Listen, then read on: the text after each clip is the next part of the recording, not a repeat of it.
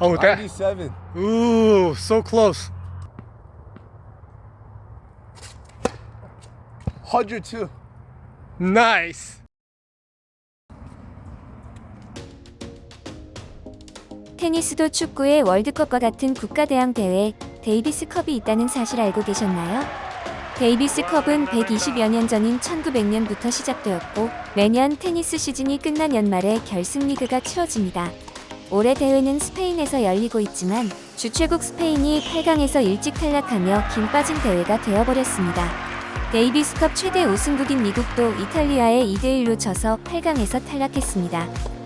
그래도 프리츠 선수는 자신의 강한 서브를 무기 삼아 무세티 선수의 승리, 최소한의 자존심을 세웠습니다. 오늘의 주제는 서브는 힘인가 아니면 기술인가입니다. 테니스에서 서브는 신체 능력과 상관없이 올바른 스윙 메커니즘만으로 잘 구사할 수 있는 유일한 샷입니다. 라고 저번 동영상에서 주장했더니 이 부분을 매우 불편하게 여기시는 동의하시지 못하는 분들이 댓글을 많이 다셨는데 다시 말씀드리겠습니다. 서브는 기술입니다. 서브를 제외한 테니스의 모든 샷들은 언제나 상대방이 친 공에 반응을 해서 쳐야 하는 샷들입니다. 다르게 말하자면 오직 서브만이 상대방의 개입 없이 100% 내가 원하는 대로 칠 수 있는 샷인 것입니다. 네, 물론 서브를 넣을 때 힘이 필요합니다. 하지만 어깨나 팔힘만 강하다고 강한 서브를 넣을 수 있는 것이 아닙니다. 그게 사실이라면 이 12살, 11살, 10살의 어린 아이들이 어떻게 건장한 성인들보다도 더 빠른 서브를 넣을 수 있겠습니까? 이 셋 중 가장 서브가 약한 아이는 구력이 가장 오래되고 가장 덩치가 큰 제 막내입니다.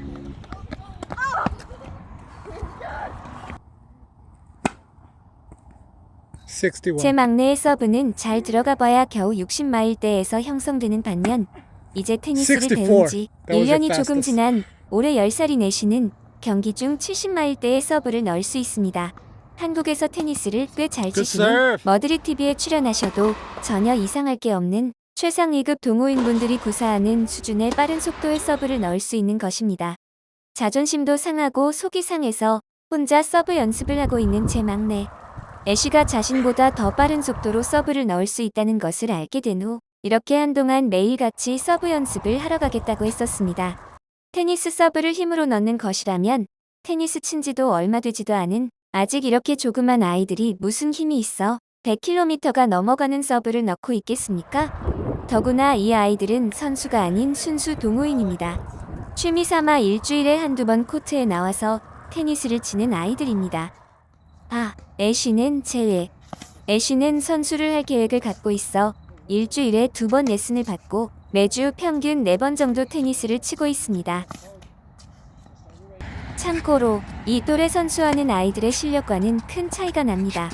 12살만 돼도 절대 취미로 테니스를 치는 아이들이 같이 공을 칠 수 있는 수준이 아닙니다. 아무튼 건장한 성인 남성이 취미로 테니스를 치는 어린아이들보다도 더 느린 서브를 넣는 경우는 절대 어린 아이들에 비해 힘이 부족해서가 아닙니다. 제대로 서브를 배우지 못했기에 서브 시 올바른 기술을 구사하지 못하기 때문입니다. 이제 그 어느 누구나 쉽게 따라할 수 있는 최소 20km 정도는 서브를 더 빨리 넣을 수 있는 아주 간단한 방법을 알려드리겠습니다. 경우에 따라서는 다음 사례처럼 아주 큰 속도 향상이 일어날 수도 있습니다. 자신은 1년에 테니스를 2~3달 정도만 취미로 치는 제 아들의 친한 친구입니다.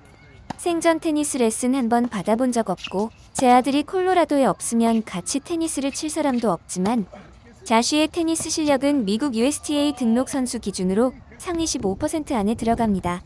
작년까지도 자쉬는 제 아들보다 테니스 실력이 더 뒤지지 않았었습니다. 하지만 아무런 레슨도 제대로 받은 적이 없는 자쉬의 서브는 큰 약점이었고 제 아들은 이런 자기 친구의 약한 서브를 고쳐주고 싶어 했습니다. 그래서 작년 저희가 텍사스로 떠나기 전 자쉬의 서브에서 가장 큰 문제점 하나를 집어서 이 부분을 수정해 주었습니다.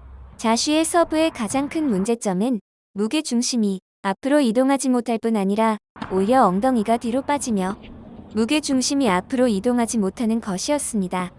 이렇게 무게 중심이 앞으로 나가지 못하는 첫 번째 원인은 공을 앞으로 토스하지 못하기 때문인데 이런 경우 토스를 앞으로 던지게끔 유도를 해도 엉덩이가 뒤로 빠지는 모습이 해결되지 않는 경우가 많습니다. 무게중심이 앞으로 이동하지 못하는 또 다른 이유는 어정쩡한 점프 때문입니다.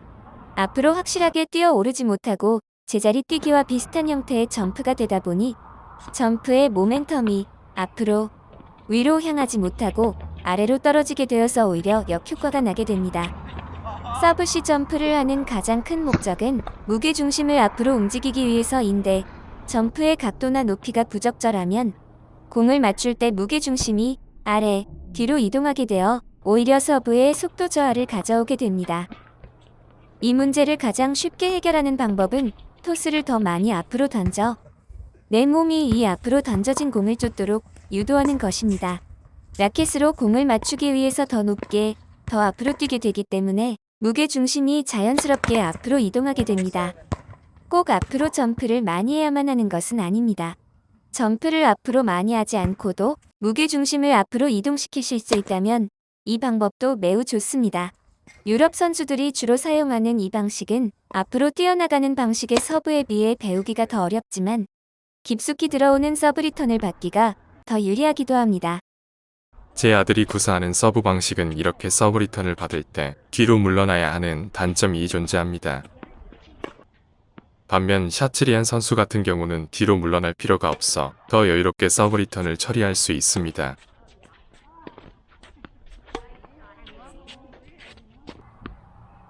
어느 쪽 방식이든 스윙을 하며 몸이 앞으로 넘어질 듯한 기분으로 체중을 실어야 하는데 제 아들처럼 하체가 부실해 아니면 좌시처럼 몸무게가 좀 나가서 충분히 점프를 하지 못하는 경우가 있습니다. 심지어 발이 아예 지면에서 떨어지지 않고 몸만 앞으로 나가는 경우도 있는데 이러면 바로 풋폴트로 이어집니다. 왜 어떤 동호인분들은 그렇게 주위 사람들 인상 찌푸리게 만들고 유튜브에서 욕을 있는 대로 먹어가면서도 나는 죽는 날까지 풋폴트를 하겠다는 의지를 보이는지 이제 이해가 되셨나요? 이렇게 풋폴트를 상습적으로 하시는 분들은 어떻게 해야 조금이라도 서브를 빠르게 넣을 수 있는지를 잘 알고 있기 때문에 의도적으로 풋폴트를 범하는 것입니다. 사실 풋폴트를 범하지 않고도 무게 이동을 최대한 많이 할 수 있는 방법은 존재합니다. 일본의 다카오 스즈키 코치님처럼 조금 뒤에서 서브를 시작하는 것입니다. 이 부분은 양심의 문제겠죠? 결론을 짓자면 서브 시 몸의 무게 중심은 반드시 앞으로 이동해야 한다. 입니다. 네, 이 하우. 어떻게가 중요한데 제가 드릴 수 있는 가장 명확한 팁은 내가 토스한 공에서 블랙홀이 시작되었다는 상상을 하시는 것입니다.